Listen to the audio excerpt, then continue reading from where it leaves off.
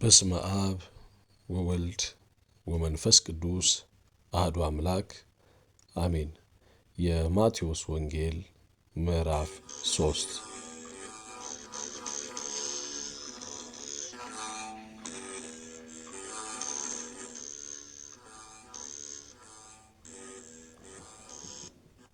በዚያም ወራት መጥምቁ ዮሐንስ መንግሥተ ሰማያት ቀርባለችና ንስሐ ግቡ ብሎ በይሁዳ ምድረ በዳ እየሰበከ መጣ። በነቢዩ በኢሳይያስ የጌታን መንገድ አዘጋጁ፣ ጥርጊያውንም አቅኑ እያለ በምድረ በዳ የሚጮህ ሰው ድምፅ የተባለለት ይህ ነውና።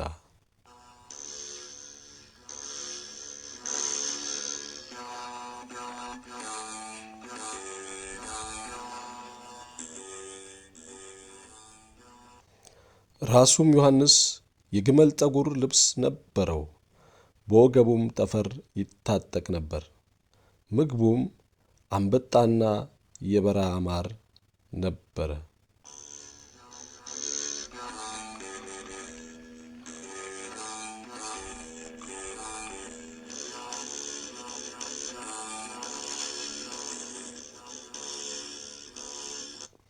ያን ጊዜ ኢየሩሳሌም፣ ይሁዳ ሁሉ በዮርዳኖስም ዙሪያ ያለ አገር ሁሉ ወደ እርሱ ይመጡ ነበር።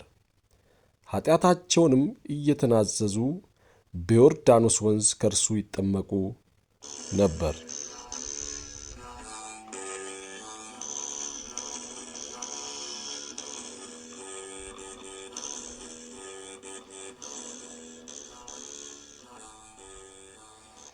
ዳሩ ግን ከፈሪሳውያን ከሰዱቃውያን ብዙዎች ወደ ጥምቀቱ ሲመጡ ባየ ጊዜ እንዲህ አላቸው፣ እናንተ የእፉኝት ልጆች ከሚመጣው ቁጣ እንድትሸሹ ማን አመለከታችሁ?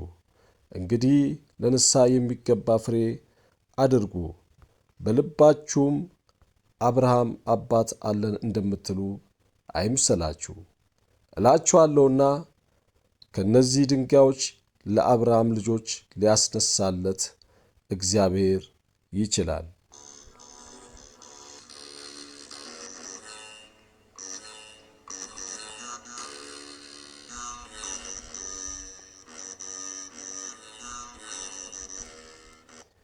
አሁንስ ምሳር በዛፎች ስር ተቀምጧል።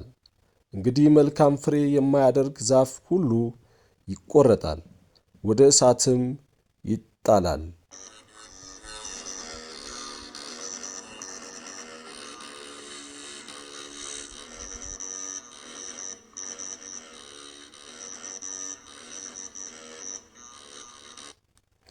እኔስ ለንስሐ በውኃ አጠምቃችኋለሁ። ጫማውን እሸከም ዘንድ የማይገባኝ ከኔ በኋላ የሚመጣው ግን ከኔ ይልቅ ይበረታል። እርሱ በመንፈስ ቅዱስ በእሳትም ያጠምቃችኋል። መንሹም በእጁ ነው፣ አውድማውንም ፈጽሞ ያጠራል፣ ስንዴውንም በጎተራው ይከታል፣ ገለባውን ግን በማይጠፋ እሳት ያቃጥላል።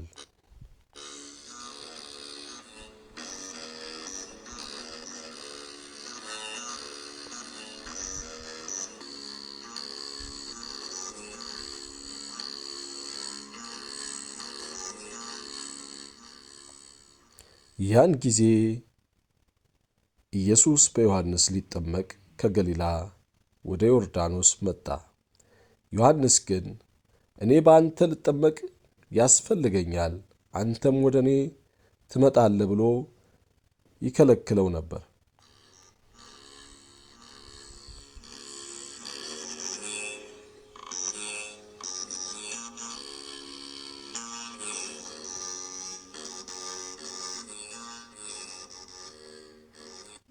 ኢየሱስም መልሶ አሁንስ ፍቀድልኝ፣ እንዲህ ጽድቅን ሁሉ መፈጸም ይገባናልና አለው። ያን ጊዜ ፈቀደለት። ኢየሱስም ከተጠመቀ በኋላ ወዲያው ከውኃ ወጣ። እነሆም ሰማያት ተከፈቱ፣ የእግዚአብሔር መንፈስ እንደ ርግብ ሲወርድ በእርሱ ላይም ሲመጣ አየ። እነሆም ድምፅ ከሰማያት መጥቶ በእርሱ ደስ የሚለኝ የምወደው ልጄ ይህ ነው አለው።